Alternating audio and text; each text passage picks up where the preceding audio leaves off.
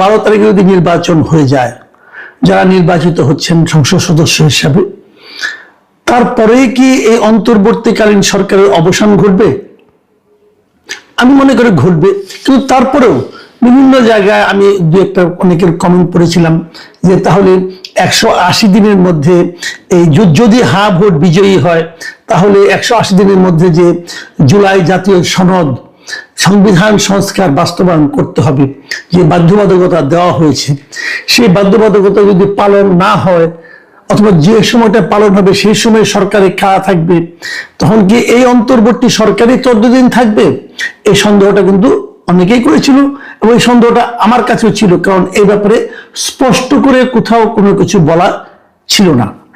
এই ব্যাপারে দেখলাম আজকে যে সরকারি যে প্রেস উইং আছে প্রধান উপদেষ্টার, তারা একটা ব্যাখ্যা দিয়েছে এবং তাদের ব্যাখ্যাটা এরকম যে যারা সংসদ সদস্য হবেন তারা মানে ওই সময় যারা সংসদ সদস্য হিসেবে থাকবেন এবং তারা একই সঙ্গে সংবিধান বাস্তবায়নের জন্য যে পরিষদটা হবে সেই পরিষদের সদস্য হিসাবে কাজ করবেন, সংবিধান সংস্কার পরিষদ হিসেবে এটার মেম্বার হিসেবে কাজ করবেন। এবং তারা নাকি দুটো শপথ নেবেন, এটা আবার ডক্টর আলী রিয়াজের ফর্মুলা। তারা দুইবার শপথ নেবেন, একবার শপথ নেবেন সংসদ সদস্য হিসেবে, আরেকবার শপথ নেবেন সংবিধান সংস্কার পরিষদের সদস্য হিসাবে। এবং এই সংস্কার পরিষদের সদস্য হিসাবে শপথ নেওয়ার পর তারপর তারা সংবিধান সংস্কারের জন্য জুলাই সনদে যে সব প্রস্তাবগুলি এসেছে সেই প্রস্তাবগুলি বাস্তবায়ন করবেন। আচ্ছা, এই যে বাস্তবায়ন করবেন, এই বাস্তবায়ন করতে যে তারা কি কোনো চেঞ্জ করতে পারবেন? এই সম্পর্কে কোনো বক্তব্য নাই, সম্ভবত করতে পারবেন না। তারা যা আছে ওইটাকেই পাশ করতে হবে এবং সেটা 180 দিনের মধ্যে পাশ করতে হবে। যদি ওইটাই হুবহু পাশ করতে হয় তাহলে 180 দিন লাগবে কেন? এই 180 দিন কেন লাগবে তার কোনো ব্যাখ্যা নেই। প্রথমবার উনি বলেছিলেন যদি 180 দিনের মধ্যে পাশ না করে এই সংবিধান সংস্কার পরিষদ তাহলে এটা অটো পাস হয়ে যাবে। পরে বছর নানা রকম চাপে পড়ে সেই সিদ্ধান্ত থেকে তারা সরে এসেছেন। তবে না, সব মিলে আমাকে যেটা মনে হয় এটা একটা মানে জগা খিচুড়ি অবস্থা। জগা খিচুড়ি এই কারণে যে সংবিধান সংস্কার পরিষদ করতে হবে কেন? সংবিধান তো সংস্কার করবে। তো সংবিধান সংস্কার করার জন্য আমাদের সংবিধানের নিয়ম কানুন বলে দেওয়া আছে। সেই নিয়মটা হলো সংবিধান জাতীয় সংসদের 2/3 সদস্য যদি ভোট দিয়ে কোনো সিদ্ধান্ত নেয় তাহলে তারা সংবিধান করতে পারে। সংবিধানের কোনো বিষয় যেটা সংবিধানে নাই অথবা যোগ করতে হবে অথবা বাতিল করতে হবে, এটা জাতীয় সংসদের 2/3 সদস্য যদি একত্র হয়ে এরকম একটা সিদ্ধান্ত নেয় তাহলে তারাই এই কাজটা করতে পারে। তো যে কাজটা তারা করতে পারে তাদেরকে আবার সংবিধান সংস্কার পরিষদ গঠন করে সেখানে এটা করতে হবে কেন? এটার কোনো ব্যাখ্যা কিন্তু আমি কোথাও পাইনি পর্যন্ত, কিন্তু আলী রিয়াজ সাহেব মনে করেছেন এটা থাকা দরকার, অতএব এটা রয়েছে। এখন প্রশ্ন হলো অন্য জায়গায়। দেখেন, আমি একটা জিনিস বুঝি না যে তারা কেন এত ক্যারিকেচার করতেছে। এই জুলাই সনদটা করে এটা জাস্ট দিয়ে দিত, যারা নির্বাচিত হয়ে আসবেন তারাই ঠিক করবেন এই সনদটা তারা রাখবেন কি রাখবেন না, রাখলে কতটুকু রাখবেন কতটুকু রাখবেন না, তারাই তো দিয়ে দিতে পারতো। এটাকে নিয়ে গণভোটেই বা দিতে হবে কেন? দেখেন, এই যে গণভোটটা করা হয়েছে এর জন্য কিন্তু একটা অধ্যাদেশ করতে হয়েছে। অধ্যাদেশটাকে মানে প্রধান উপদেষ্টার পরামর্শক্রমে রাষ্ট্রপতি একটা অধ্যাদেশ করেছেন, কারণ রাষ্ট্রপতি কিছু করার নাই, প্রধান উপদেষ্টার পক্ষ থেকে যেটা গিয়েছে এটা অধ্যাদেশ হিসেবে ওনাকে সিগনেচার করতেই হয়, অধ্যাদেশ করেছেন। আচ্ছা, অধ্যাদেশটা কাকে বলে আমি এটা একটু বলতে চাই, মানে এগুলি কতটুকু আইন অনুগ হচ্ছে সেটা নিয়ে আলোচনা করতে যাচ্ছি। অধ্যাদেশ জিনিসটা কি?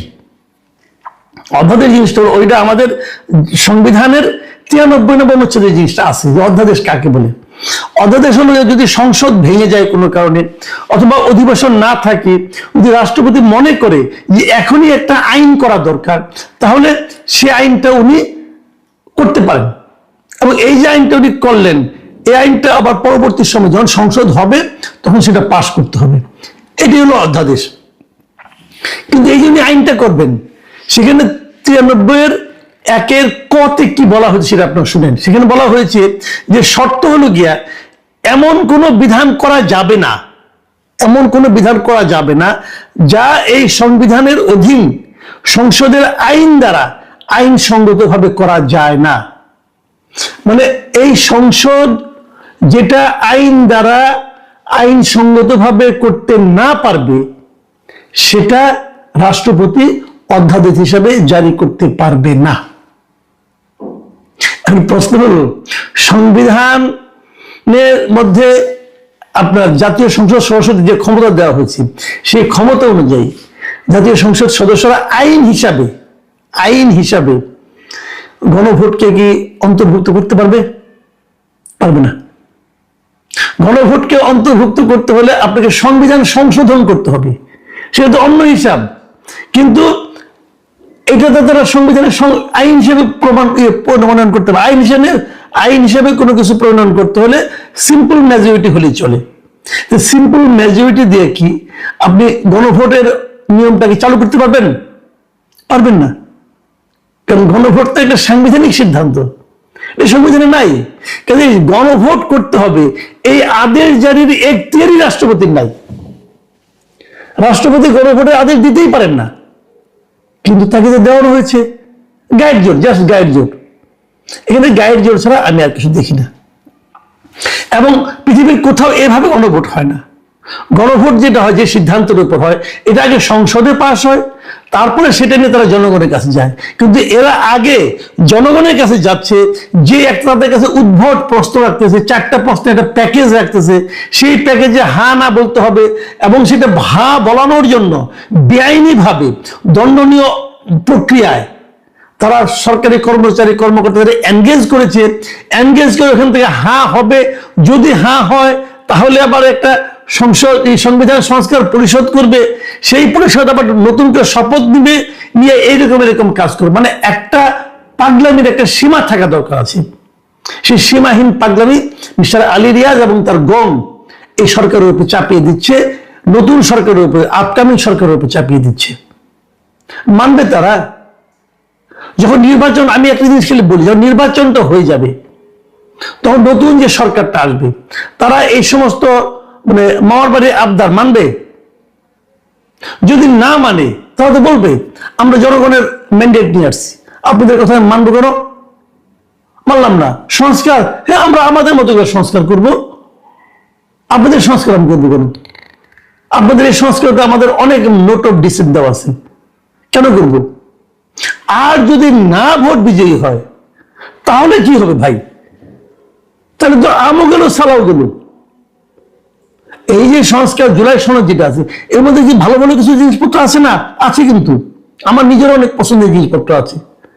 তো এটা যদি আপনারা এত জোর জবরদস্তি করে চাপিয়ে না দিয়ে এই জুলাই সনদ যেটা পাশ করেছেন, এই জিনিসটাই নতুন সরকারের হাতে তুলে দিতেন, তাহলে নতুন সরকার ঠিক করতো তারা কোনটা কোনটা মানবে, কোনটা কোনটা মানবে না। এবং সেই সরকার কেবল না, এবং ওখানে বিরোধী দলের যারা মেম্বার আছেন সবাই মিলে যেগুলি মানার মতো হতো, সংসদে আলোচনা হতো, আলোচনা হওয়ার পর যেটা মানার মতো হতো সেগুলি তারা বাস্তবায়ন করতো, কোনো প্রবলেম তো ছিল না। কিন্তু তা না, আপনারা গর্তমি করছেন, আপনাদেরটাই করতে হবে। আপনারা কে ভাই? আপনারা কে? আপনারা কি দেশের প্রতিনিধি? তাও তো না। আলী রিয়াজ সাহেব কে? উনি আমেরিকার একজন নাগরিক। উনি আমাদের শিখাচ্ছেন গণতন্ত্র কিভাবে করতে হবে, উনি আমাদের শিখাচ্ছেন সংবিধান কি হবে। ওনার কথা মতো আমাদের সংবিধান হবে? ডক্টর ইউনূস তাকে পছন্দ করেন, ওনাকে নিয়ে আসছেন, ওনাকে এই সমস্ত আওলা ঝাওলা কাজ করাচ্ছেন। বাট আমাদের দেশের মানুষ কি চায়? আমাদের দেশের মানুষের সাথে কোনো যোগাযোগ আছে? আমাদের দেশের মানুষকে তারা তো মনে করে যে আমরা হলাম জালিয়াতির একজন শিল্পী, আমরা জালিয়াতির কারখানায় বসে আছি। ওনারা তো এগুলো বলেন, ওপেন বলেন। মানে এদেশের মানুষকে আপনারা আর কত অপমান করবেন, এদেশের মানুষকে আপনারা আর কত মূর্খ মনে করবেন, এবং এদেশের মানুষ যাদেরকে নির্বাচিত করে পাঠায় ভোট দিয়ে তাদেরকে আপনারা আর কত অবমূল্যায়ন করবেন। যাদেরকে জনপ্রতিনিধি হিসেবে মানুষ ভোট দিয়ে পাঠাবে তাদের প্রজ্ঞা, তাদের চিন্তা ভাবনা, এগুলিকে আপনারা মানে কোনো গুরুত্ব দিচ্ছেন না।